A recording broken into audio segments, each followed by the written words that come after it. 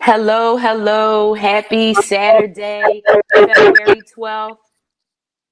February 12th, 2022.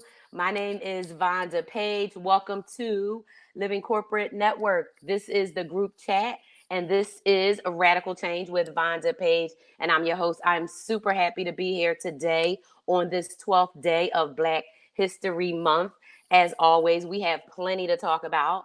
And the thing that's on my mind this 12th day of Black History Month, as it is every day of the year, basically, is really around, what does it look like out here from the standpoint of out in corporate America, out in academia, out in the service industry, out in healthcare?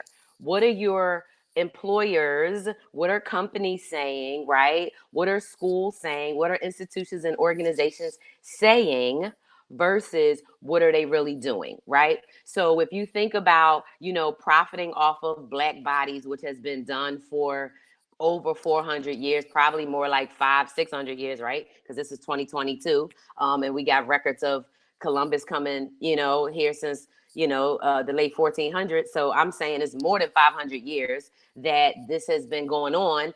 And I don't really see companies that are saying things, that are advertising things, that are, fisting black, red, green, and all of that. But I don't really see or hear from employees inside of companies around what these companies are really doing. So the challenge, right, for Black History Month, I think, for companies, corporations, leaders, decision makers is how do you match up your words with your actions, right? And so when I think about my career over, 30 plus years, when I think about just watching news, business, and politics for, 40 plus years, right? I think about, we have stories around our workplace experiences, right? That really speak to history. They speak to our history of being underpaid, of being undervalued, of being disregarded, being assaulted, and just having, absolutely horrific work experiences. And so, what we're going to do today, and I am super happy to have Emily R. Williams with me this morning. What we're going to do today is we're going to talk about that. So, we're going to talk about, go into in more detail, in more, I don't want to say detail, but have more conversation, continuing on what I've been talking about, right, with Jackie Abrams and others, right, around what these work experiences are and what these corporate places look like. So, Emily, welcome. Say hi to the people, and let's get it started. Great.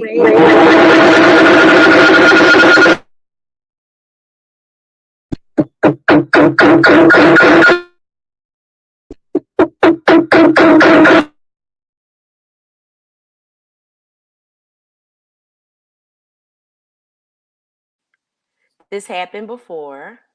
We can fix it. So sometimes what happens is there may be, you may have an old Zoom or Google window open from maybe yesterday. Like if you had a meeting yesterday and you had some streaming or video, sometimes that happens. So check that real quick. The other thing is sometimes if you had that same login connected to your mobile device, sometimes it's piggybacking off of it and causing a feedback. So sometimes what I'll do too is I will go ahead and turn off my mobile device because sometimes that will help. I You think this fixed is it? it. Yeah. Okay, wonderful. Welcome. No problems. We're not going to let the technology keep us from being great. Okay. I never let that happen. That's right. Uh, Thank you so much for having me, Brenda. I'm really happy to be here. My name is Emily Williams. I'm a DEI expert specializing in improving the experiences of women of color at work and creating psychological safety. So very happy to be here. I also have founded a company called Forward Ever Global, where we work with organizations and leaders to help them build workplace cultures that actually model racial and gender equity. So I think this is a great time to be having this conversation as it is Black History Month because, so oftentimes, companies are making statements or perhaps they're making gestures, but really when we ask the question, how can they actually model racial equity, that gets us deeper into the issue, right? So I think it'll be great to really dig in here. Let's talk about it. So you triggered me with the word gestures. Let's talk about some of these gestures that companies are doing, right? So, I've been trying not to pay too much attention because I get too mad. But I know I saw something on social media earlier this week. Mm-hmm. And there was a black woman shopping in the black doll aisle. She's Okay. in Montana. Did you see this? She's I in didn't. Montana. They following the lady in the store. They following her. She's trying to buy black woman Mm-hmm. trying Mm-hmm. to buy Black History Month items. Mm-hmm. They Mm-hmm. are following her in the Mm-hmm. store. Mm-hmm. Mm-hmm. Yeah, I'm not surprised. And Vonda, the example that I thought you were going to give is the one about Bath and Body Works. Did you hear about that I one? didn't know. Yeah. Well, it's this idea that, I think for me, the biggest what seems apparent during Black History Month, especially as Black History Month intersects with consumerism, is that there's a lack of an analysis about how capitalism can be inherently anti-Black, right? Can be oppressive to Black folks and has throughout history, right? So I think that's what some of these examples are showing. And I think even in our like workplaces and our companies, oftentimes it's, I said gesture because, okay, sure, people may be showing up in the way that the company suggests, or they may be showing up in the way that they saw on a social media post, but that so oftentimes does not even begin to sort of chip away at any kind of structural inequity, right? Which is at the heart of racism, and anti-Black racism in particular. So I think I don't think we need to get there. I think we need to get there, period, not only in Black History Month, right? Yeah, yeah. I mean, and the tie-in, right, that you brought up to consumerism, that's the part that bothers me. Because for my thing is this, and so so I grew up. I think I told you when we spoke. I grew up in Philadelphia, Pennsylvania, right, and I grew up in the '70s. And fortunately for me, and people who grew up with me, and in neighborhoods like mine, and communities like mine across America, I had black teachers. Now I had white teachers too, but the principal was black. The vice principal was black. They were women and they were graduates of, Harvard and Spelman and all these, amazing black schools. And they were like, hey, this is what you need to learn. And this is, whatever. So for me, right, and people in my community, right, who had that experience, Black History Month was just the opportunity to just take it to another level because Black people are part of history. Like we know, right? Like we know the cradle of civilization is Africa. So we know that without us there would be no anything, right? And we know America wouldn't be America would not have been beyond what the indigenous folks of America wanted it to be, right? And what they did, right? And so the Right. whole the whole historical frame of all of it of white supremacy is capitalism. That's why it's being upheld. And so when I think about Black History Month having become this consumerized thing, years or decades later, after, for me it was like when they made it a thing, we were like, okay, this is the month to go all out. So this is the month where you learn about somebody that you never heard of. This is the month you do some deeper research and you come in like, with some whole nother thing that we're not already talking about because it's not part of our common lexicon of discussion. It's not part of what the pedagogy is in school. So people don't talk about it. By having black teachers, right, and especially black women teachers, and us think if they HBCU graduate, black educators, then all I'm getting is the truth. Hey Heather, all I'm getting is the truth. All we getting is it, right? And so when I think now, especially, at 52 years old, thinking about how what Black History Month used to mean and be, and now I'm looking at it, and then when I look at it through both of those lenses, the consumerism lens and the worker lens, right? When I was a worker in corporate America, and I'm like, all I see is exploitation with no meaningful action, right? So to your point, right, and what you specialize in, right, in terms of really helping organizations come up with specific strategies and actually doing it from the standpoint of what's going to make meaningful and measurable change, that's the still big giant ass gap we have, right? Between what we talking about, the gestures in which we're participating, right, versus what's actually happening. Mm-hmm, mm-hmm. Yeah, I agree with that 100%. I want to say first, Vonda, I'm envious of your experience because I didn't have Black teachers until I was in college. And my parents, they were educators. And so they really, my family, of course, they really instilled a sense of Black pride in myself and my siblings. But then, we went to school and faced a very different reality, right? Going to school, in the 90s and the early 2000s, growing up where we lived, I mean, we were the university, right? And so that's a completely different kind of experience, which, was difficult, right? It had to be. And I mean, it would have to be because, and it's funny because when you said that, I'm like I feel sorry for every Black child that don't have that had only white teachers because I can't even imagine how different that was. And I mean, having a Black mother, right, will help, of course, but that's not the same thing as having the day in day out experience of other Black women and men, right, and seeing them in leadership, seeing them smart and strong. And so I mean, you just brought so much back for me, right, around like what that was. And you reminded me of one of the baddest teachers I had. I mean, bad, like bad bitch, bad, like her name was Mrs. Purnell, and Mhm, she was my sixth grade homeroom teacher. And I think history. Yeah, because the other Black teacher that was bad as hell, like her, she was geography. So you know how they do social studies, history, geography? They both had kind of the mix of those. Anyway, I was in mhm, sixth grade. So in mhm, sixth grade, I got bused to an mhm, all white school. So it mhm, was like Little Rock 9, but it was Philly. So it was like we going from one neighborhood in Philly, Black neighborhood, to a white neighborhood. Now, I thought about this and how deep and messed up this was.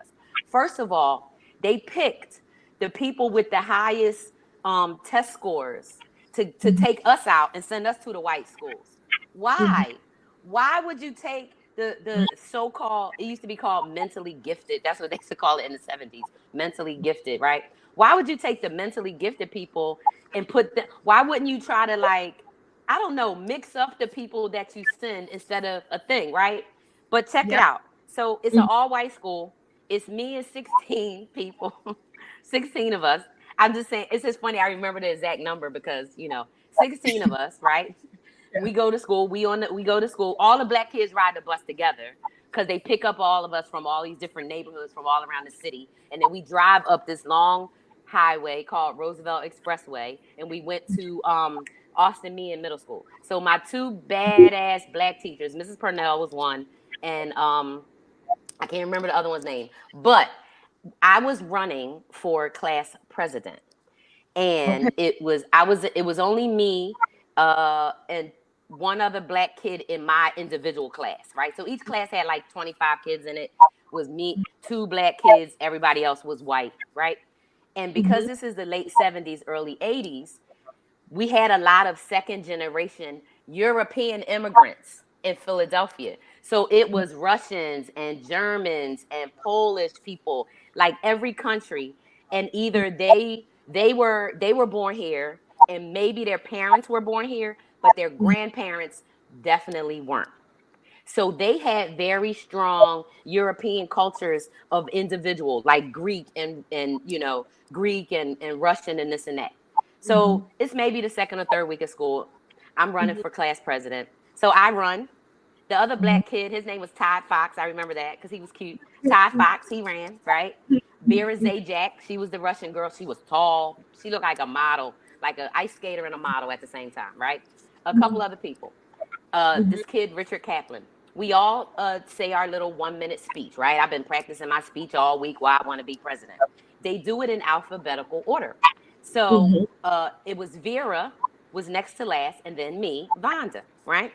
I Mhm. stand up and I say, I want to be president because whatever, whatever. Little white Richard Kaplan jumps up, Emily, in my face and screams, "You need to go back to the cotton fields where you belong." Mm. Mm. I leaped over to grab Richard because literally I was going for him like this. Miss Purnell took me by my whole body because she had me like up. I was like I leaped for him, right?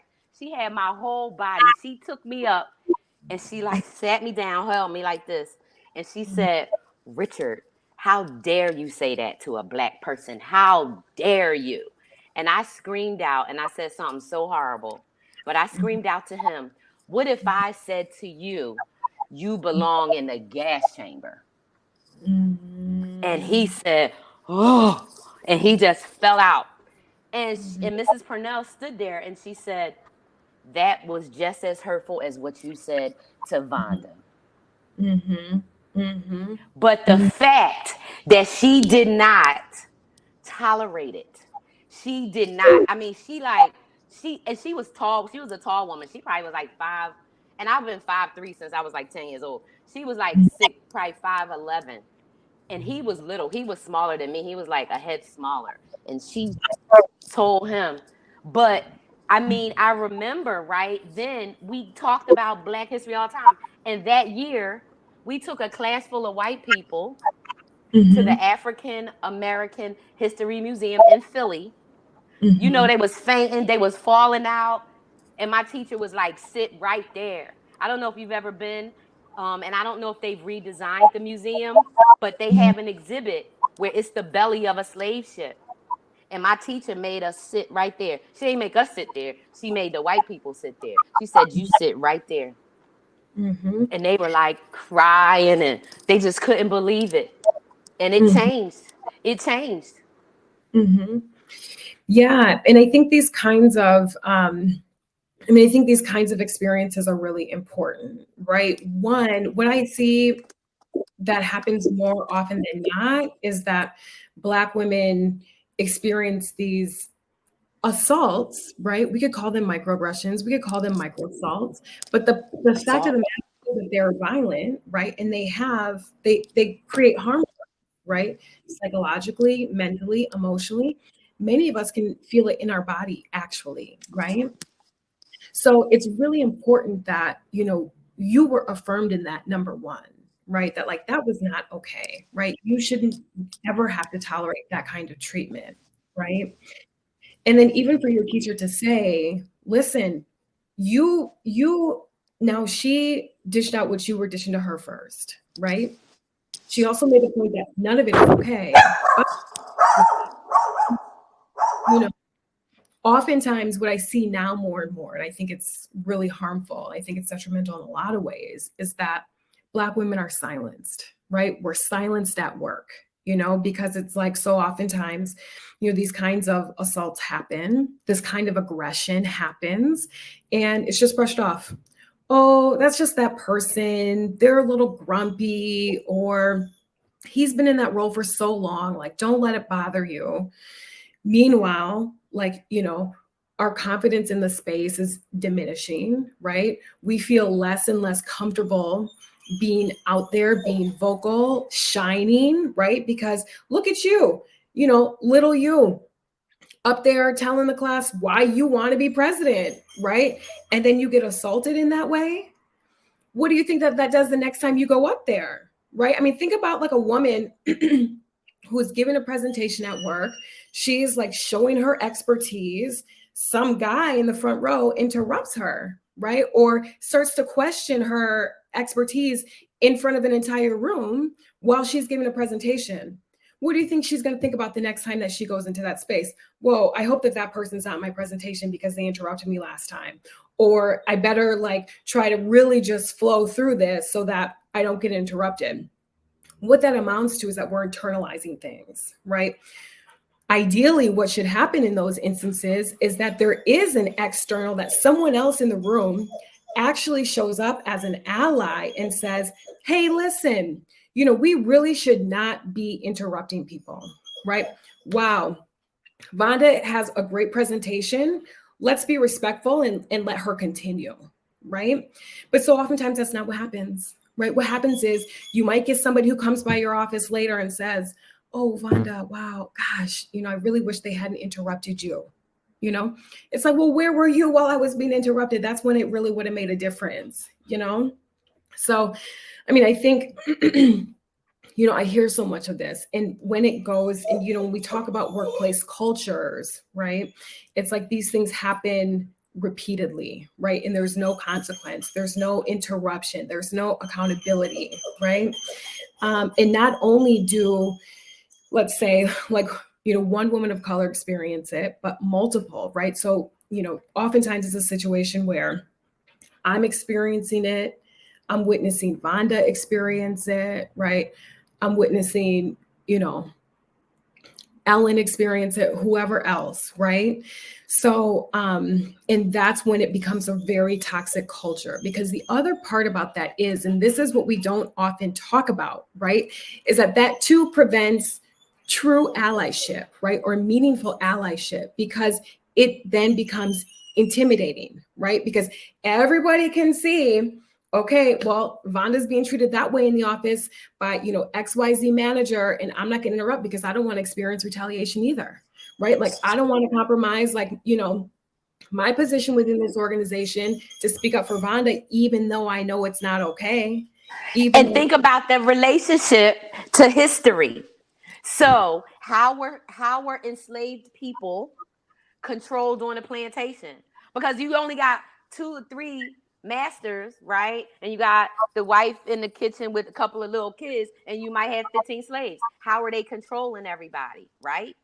Through Mhm. fear, through intimidation and violence. But the violence now is different. It's violence against your paycheck, right? It's violence against your emotions and your psychological well-being, right? And managers, they're not being a Mrs. Purnell. They're not saying, hey, hold on, wait a minute.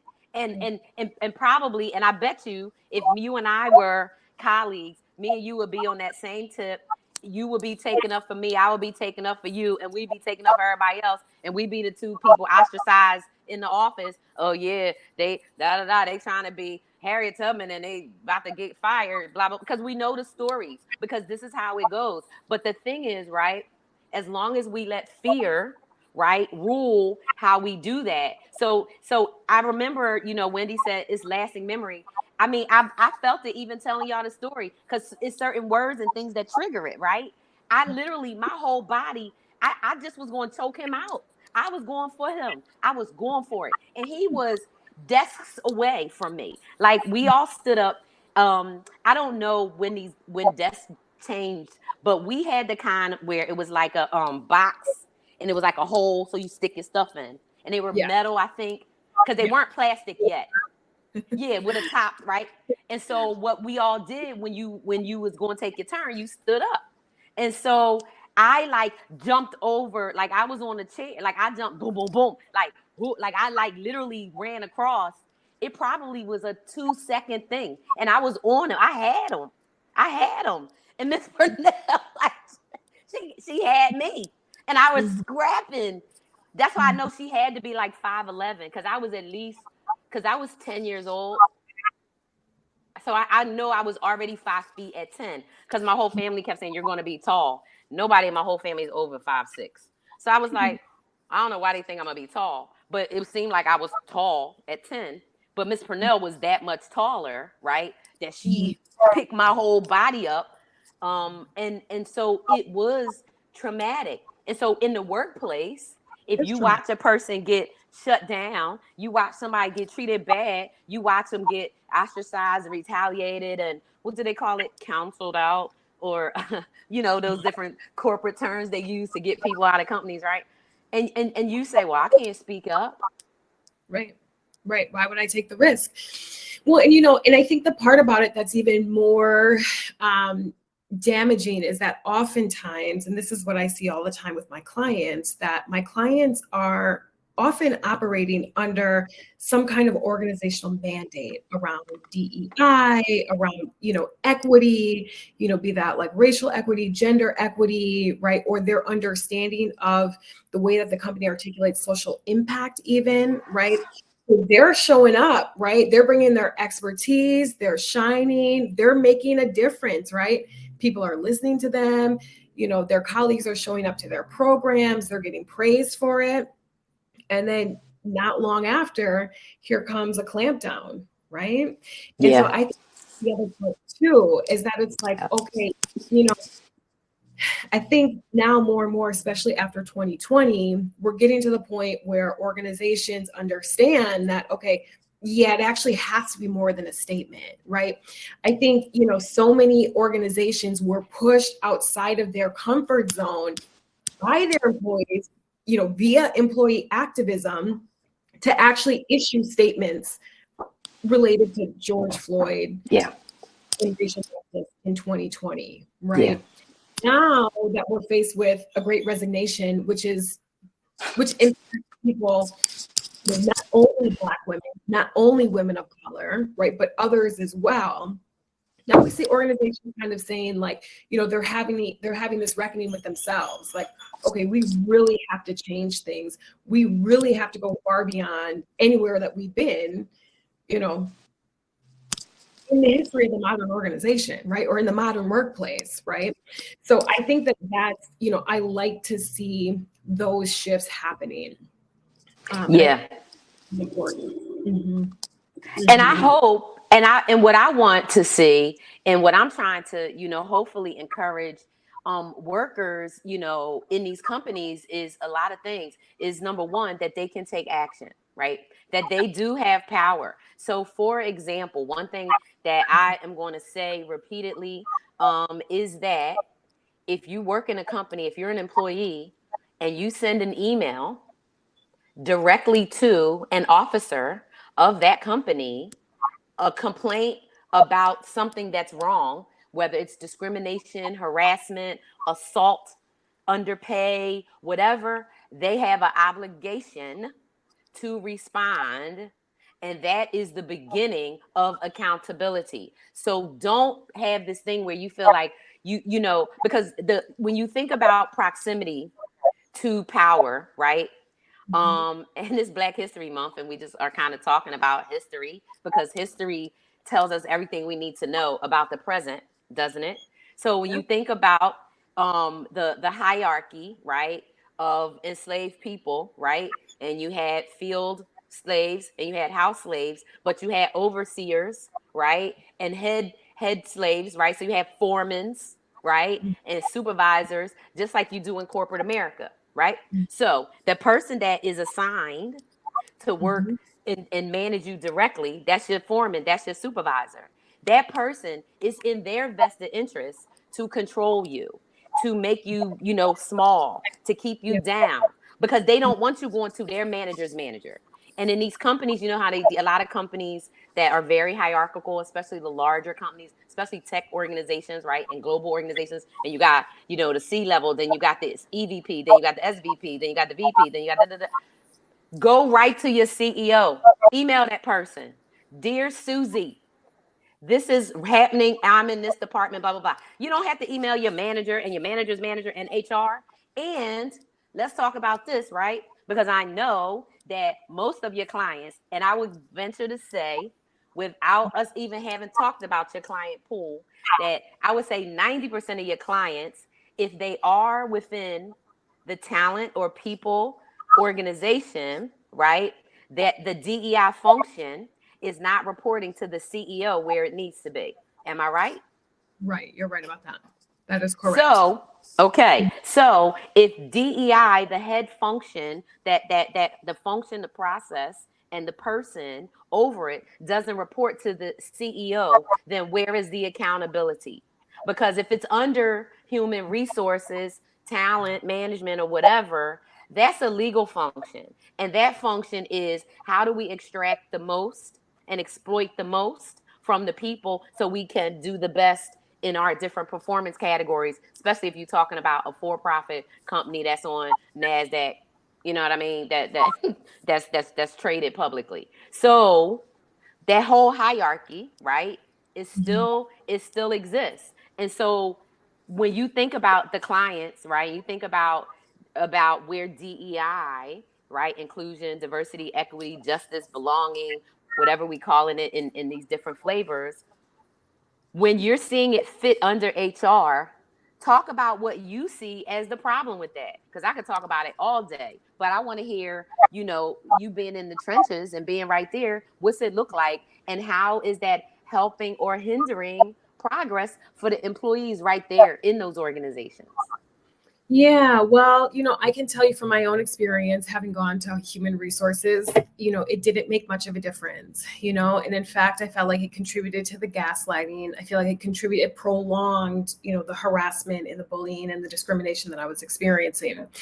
And I see that is also true for the women, for my clients, right? Is that they may be able to find, a sympathetic ear in HR, right? But yet and still not much about their situation changes, right? After they've reported to HR. I think it's more than I think it's also a problem with the structure of our organizations, how we understand DEI, where we think DEI should be. And then, to your earlier point, Vonda, how we value Black women, right? I mean, it is, Vonda, I'm trying to think of a client who her direct supervisors were not involved in the harassment, the bullying, the microaggressions, right? And in almost all of the cases, it's like her manager and her manager's manager, right?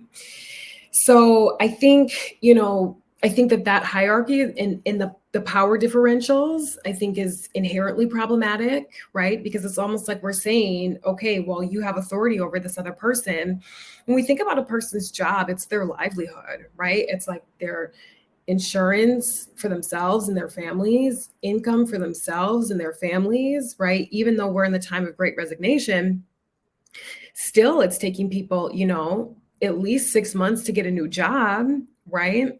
So that in and of itself is a power dynamic, right? Yes. And so I think, I'm relieved to see that employees broadly are taking a stand to say, listen, the status quo is not working, and we're not gonna go for it anymore. I think that's important.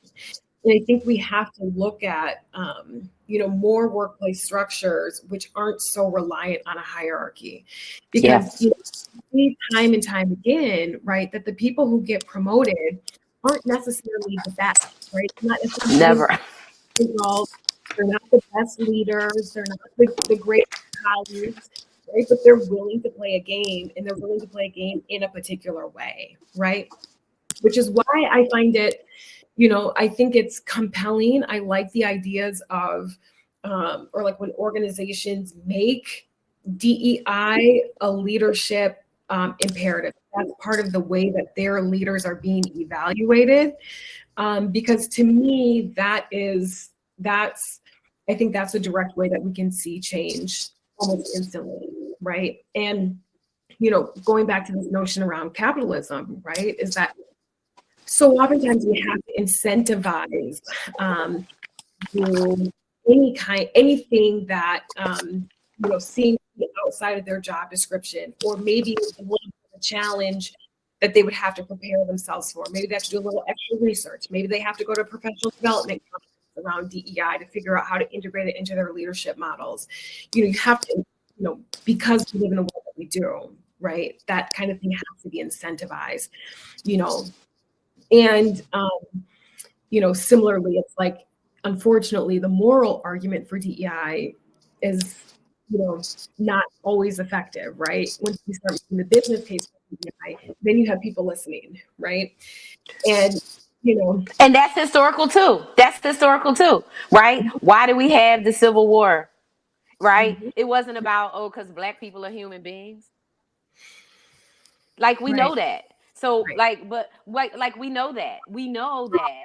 But I think there's so many pieces hmm that go along with it, right? hmm That is hmm sewn so deeply into just the fabric of how we all just operate, right? And so something that you said that I was writing down, about having to come up with different power structures and yeah, be able to imagine new mhm, systems, because we already all know, even the ones of not me and you, but people that have power to really do stuff, right?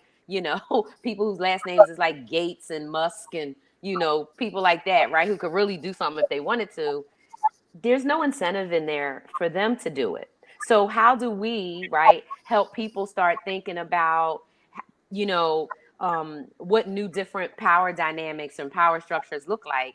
One example, right, that I'm doing is I'm having so for the Future of Work Symposium, right, that I'm doing on digital transformation and accountability. One of the sessions with Farzine Farzad, we're going to be talking about power and how that there are shared models, right, more democratized models of working out there.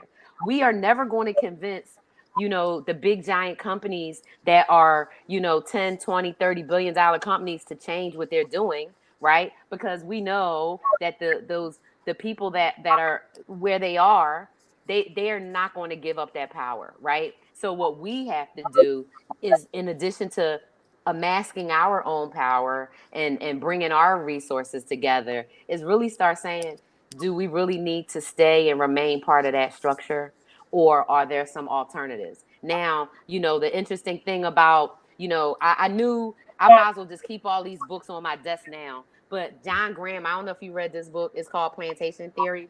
So John Graham talks about the black professional struggle between freedom and security, right? So it's not like you can be at work. I just started being on TikTok, and there was a thing on a person who posted about how black people would be at work if we could be like that.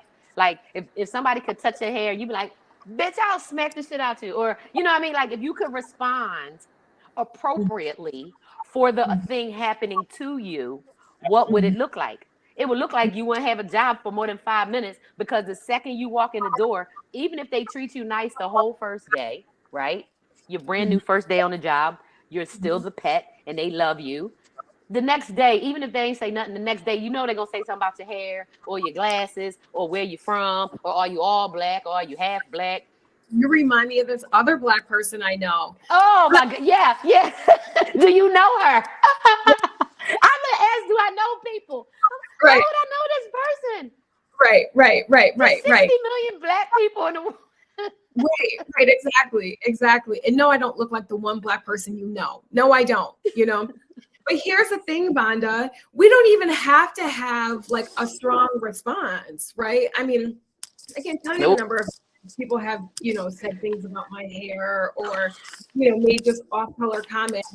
And even when I just responded to say, oh, that sounds inappropriate or I don't appreciate that, I'm automatically labeled as angry. So, Angry, angry, angry. we don't even have to go far, right? We don't even have to have a strong, we can respond as meekly as possible and still we can be labeled, right? As angry. Emily's difficult. She's causing problems. She's problematic. Because what?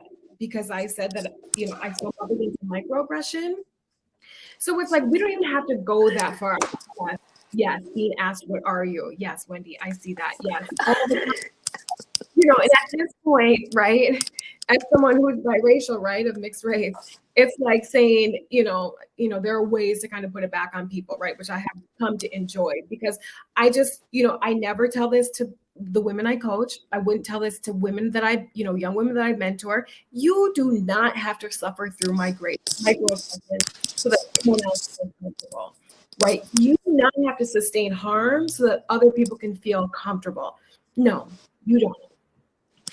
And, I think one huge change, I think it's definitely going to come from the bottom up, right? I mean, we've seen that from, when I mentioned earlier, the employee activism in Mm-hmm. response the killing of George Floyd. We see that with the Great Resignation. And, when women of color speak up about what they're experiencing, that creates change. It's not necessarily an easy process, right? Because we know the retaliation is coming. We know the gaslighting is coming. We know the dismissal is coming. But that doesn't change anything about what we're experiencing. And that doesn't change anything about our power. Not a thing, right? And so, when we continue to be affirmed in our experiences and affirm that it's not okay and that we're not going to allow this to happen for us or anybody else in the workplace or anyone who comes afterwards, then we see change, right? Yeah. Yeah. Oftentimes we commit to it, and it is a difficult process. It's hard, right? It's not easy, And but I it's think, a component of creating change. yeah. And I think for me, it's my challenge for me is unlearning how to not comfort white people. Because in the workplace, right, their tears. So I thought, so when you said, I don't appreciate that, and I can imagine you say, and you're right, you could say anything in the meekest, gentlest, babyest tone, and you are angry, and it doesn't even matter. That thing about being asked, "What are you?" The first time I was asked that, I was 44 or something, and I hadn't been asked it that exactly, like, "What are you?" And I was like, "I'm sorry, huh? What are you?" I didn't understand. Like, I heard people say, "Are you black?" or "Are you all black?" But I never heard what. And so I said, "What do you mean?" "Well, you're not black, are you? So what are you?" And I was like, "Yeah, I'm black." "Well, are you all black?" And then I'm like, I'm not, like, I don't understand. Like, first of all, I don't understand the question. Like, what do you, why, and what are you asking? Are you asking, are both my parents black? Yes. Are my grandparents black? Yes. Are my great great grandparents black? Yes. Was probably my great great grandmother raped by white people? Yes. I don't know what else to answer. Somewhere in the lineage, for sure, But and the I think "what are you" was that, what that one did take me, because I was like, or they asked me, "Am I not a person?" Like, that one was a little heavy for me. But that was on the West Coast too. I've never been asked that on the East Coast, because I think they know a black person will slap the shit out of them on the East Coast for saying that. well, yes, but I think the thing that's like always like striking to me about it is like, why do you even need to know, right? But what people need is like, they need to like be able to place you in a category so they know how to like think of you.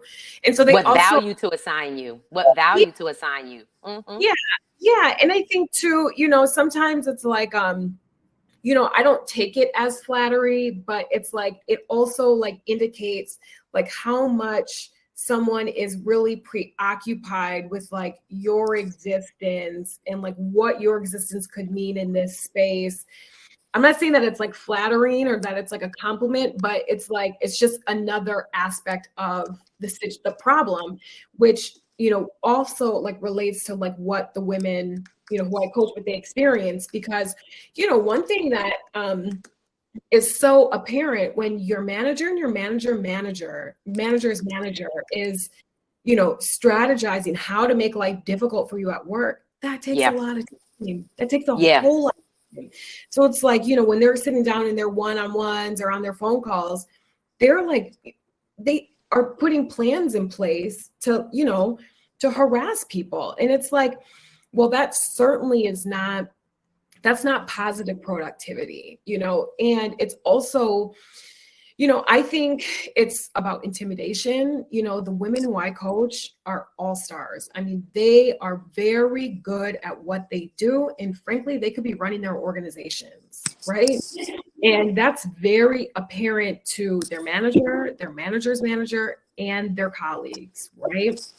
And so it's like, wow, on one hand, it's like, let's really be affirmed in our power here, right? Like, the way that we're showing up, that's a good thing, right? The contributions we're making to the workplace, those are necessary, right? And that's exactly why in many cases we become the target, right? And Mm-hmm. I over and over again, right? This has happened in my case. And I see it in the women I coach, right? As soon as they shine, as soon as they have a major accomplishment, their profile is raised in the organization, then here comes some trolls, right? Some people making life difficult. The one presentation, the first presentation.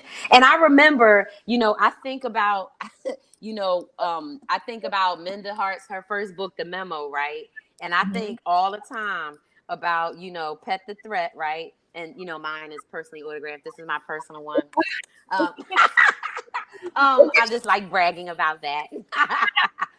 But See, when I think about Pet to Threat, and how like they love you until they see, uh-oh, you are greater than we thought. You are amazing. Oh shit, yeah, you could do my job, her job, this job. Oh shit, yeah, you could run the whole thing. And then they and, start attacking you. and everyone would like you, everyone would admire and respect you. Yeah. Do you know I have led so many teams, just the team, not the like department, but the team or the project. People, every team I've ever been on, people will come up to me and say, "Well, how can I be on your team? Well, how can I work for you?" And I'm like, "I'm not a manager. You can't work for me. I only can hire contractors because they don't give me, whatever, you know." And I have never had, people not want to work with me unless they were jealous, mediocre dudes.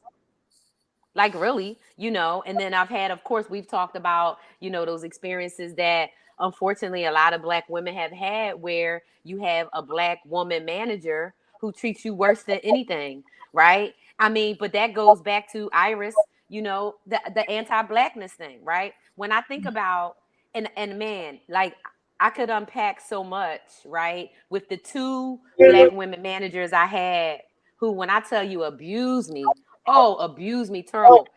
This one time, this one woman, I worked for her. I lived in Wilmington, Delaware. Okay. That's why I know Joe Biden. That's why I used to take the train with Joe Biden. But we take the train, get off the same stop. So I would be on the train. I lived in Wilmington, Delaware, and I had a project in Washington, D.C. My daughter was still under a year old. So I was nursing. My daughter was born in 2002. Do you know Okay. what the breast pumps look like in 2002? They look like a computer bag, like a like I don't even have anything big enough to show you. I don't even have anything. They are gigantic. They were this big, okay? I had to carry a portable breast pump, a computer, a laptop, which was thick and heavy because this is 2002, 2003, okay? And a projector, a portable projector on the Amtrak train from Wilmington to DC to do these trainings and presentations. It took me like 75 minutes. I would take the Acela, boom, boom, boom. I did it. I could go back. The Amtrak had a big bathroom. I could pump in the bathroom. It was clean, boom, boom, boom, right? Taking the My Acela. manager, right? My manager said that the Acela was too expensive. She made me drive my car. So I had to drive my little Honda Civic from Wilmington, Delaware to Washington, D.C. 3 days a week with a breast pump. So it was a 2.5 hour commute, right? And she made me do that, and she said she would not approve the expense reports if I took the train, even though the train was cheaper. Come on. Right. Right.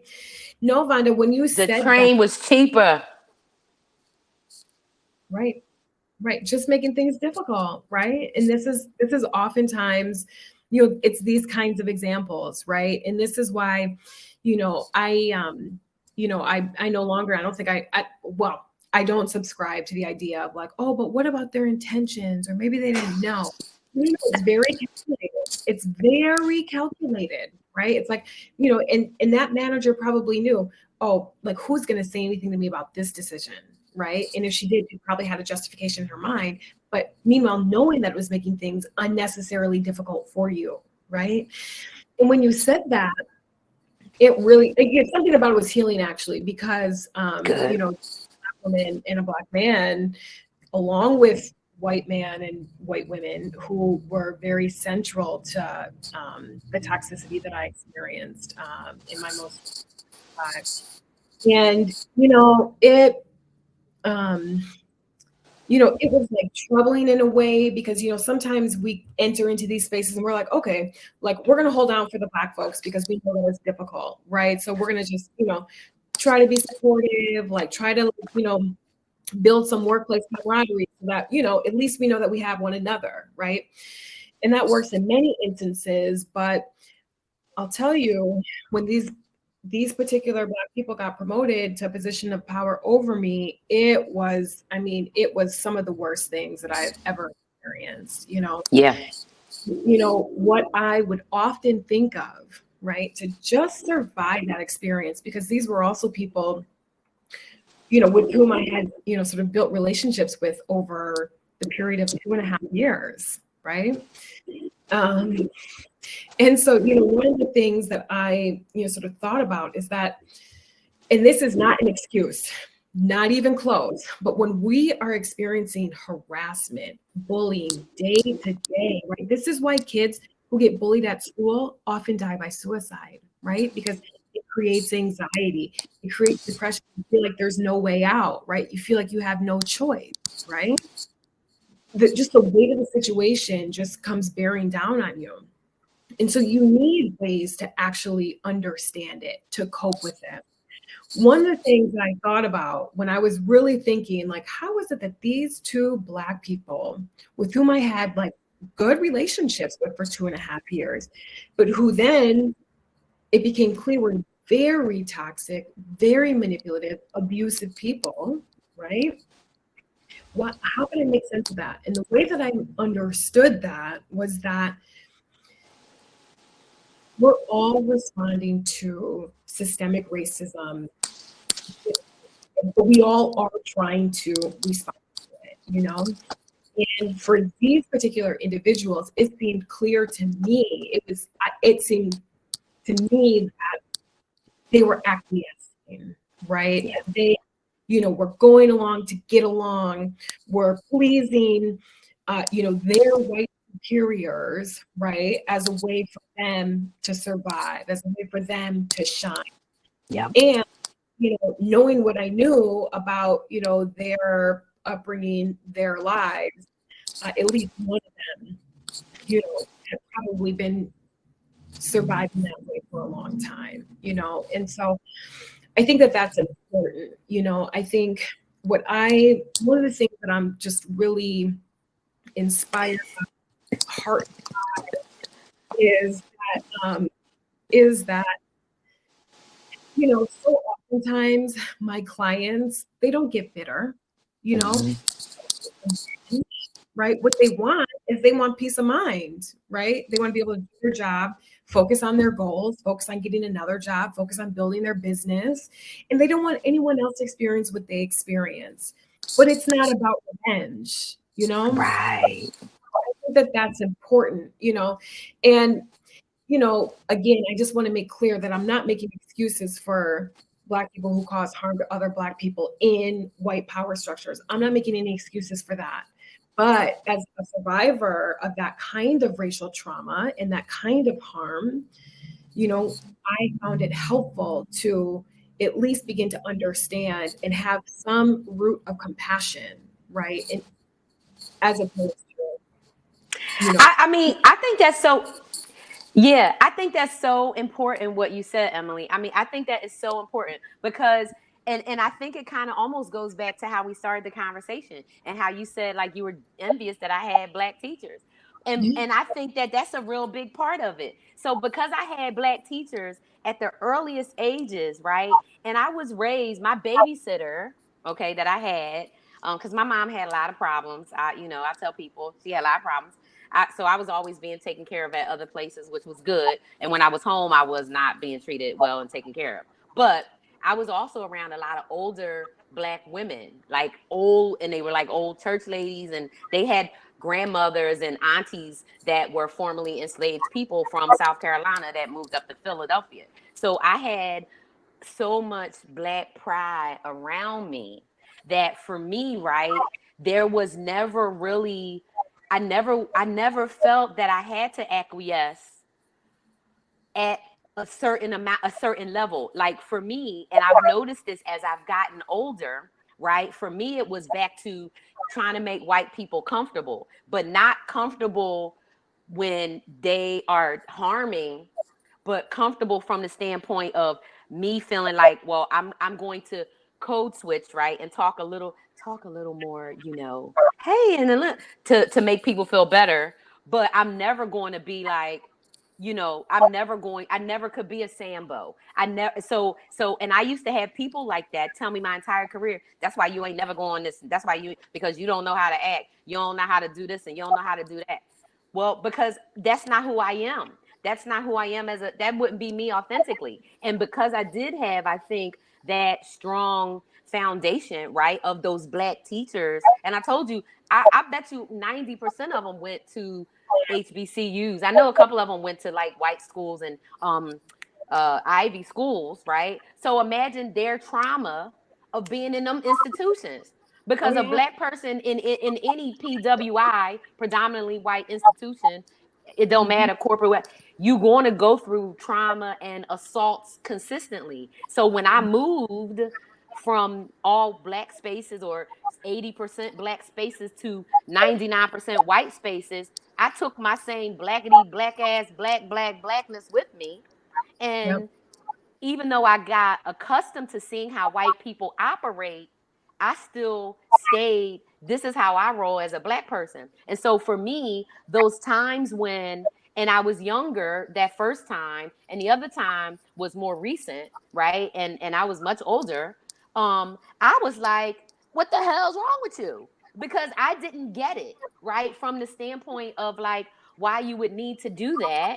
And when I think about the one person, they were in DC. That's Chocolate City, baby. So why are you treating another Black person bad? That only, to me, that's a whole nother level. It's not like we in Montana, like the sister I told you got followed around in the Target because she's shopping looking for Black history stuff in the Target, and then they following her saying she's stealing. Right. So when you think about the experience, right, and what that looks like, how those interrelated pieces are, no way to uncover it without conversation around it, right? And no way to kind of dig into anti-Blackness, how it really starts, and then how we carry that. So for me, I think mine was more of like, now I think about it, I don't think I ever had anti-Blackness as much as I had, white supremacist conditioning, because I learned super early that it's okay to be Black. I love being Black. I love me and everything about Black people. Like I'm rooting for everybody Black, like Issa Rae, right? I mean, I'm buying every Black book, because I just love Black people, and I love being Black. And but yeah, we have the Yeah. challenges and stuff. But at the same time, it took me a long time to make that connection that you just talked about. Mhm. Mhm. Yeah. And Vonda, too, I'm thinking about it. I grew up with my Black grandmother and my Black father, right? So there was, I had a lot of, first starting with my grandmother, just a lot of affirmation in who I am and what it means to show up as, like, at the time, a strong little girl. She taught me, you don't take anything from anybody. You know what I mean? Like, you don't let anybody push you around. And my father, they both were able to just help me navigate the difficult things around race that would come up, and at no point did they say, just ignore it. At no point did they say, okay, tone down who you are so that, you can fit in at school, right? At no point, right? And they also instilled just really beautiful community values. My grandparents, migrated from Mississippi right up to Wisconsin, and it was like their extended family was there, all in the same community. And so I grew up around that, and my parents, even my parents, my grandparents, they were providers for people in the community. My grandparents had gardens that they, just would give their vegetables away, right, to people who needed it. My father and my stepmom, they were both educators. And so they too made sure that like students or families that were in need, had something, right? So I grew up with those kinds of community values, and I think that that's really important. I want to see more of that, Yeah. because I think the other thing about, when we get back to the workplace, right, and, we can talk about the Great Resignation, and it is a demonstration of employees taking action, but so much of it is individualistic, right? It's like, okay, well, I'm going to leave because I think I can get a better whatever. But if we think more collectively, I think we can have a greater impact. So I would like to see that. Definitely. I mean, and conversations like this is a way to do that, right? And so, one of the good things about this streaming service and the really good thing about living corporate is, right? So these conversations they stay. So I invite you to, join in the chat, reply in the chat. We can keep these conversations going. And you and I, we talked, and we're going to continue the conversation. And I think, the next kind of part about it is, how do we talk about collective action in the workplace? I want people to really start thinking about unionizing. And I don't mean unionizing like paying a bunch of gangsters and people to, no, no, no, no. I'm talking about y'all get together and you say, okay, what demands do we have? Which things are wrong? And then you making demands and start doing things like that. So we're going to continue this conversation because we know how important it is. Thanks everybody for hanging out. Iris, Wendy, and Heather for joining Emily and I live today. And we will see y'all soon. Emily, thanks so much for joining. And I can't wait to have more conversation. And everybody, thanks for tuning in. And we will see you next time on the group chat. So take care. Peace. Thanks. Thanks, Emily. Thanks, everybody.